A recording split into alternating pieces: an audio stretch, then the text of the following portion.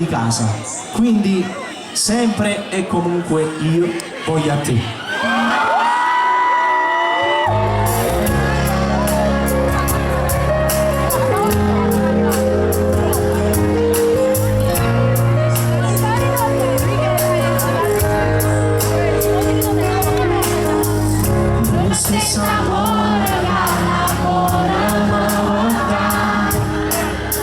Si definita la storia, poesia sloshka l'urda una canzone che ti voca. Sotto stimare stai quando appare se non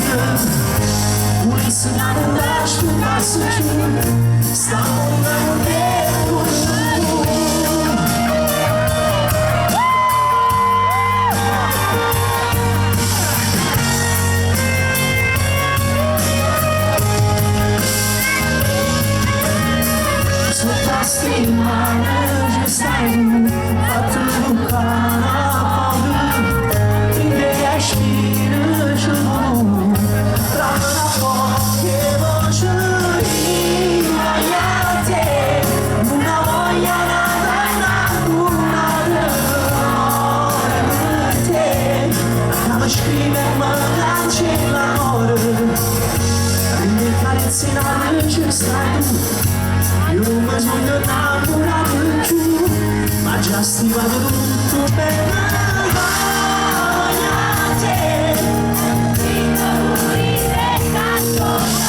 Lui parla di me, ma pure se non ne mai capito, lo saccio non so niente di te, però sono sempre innamorato di te.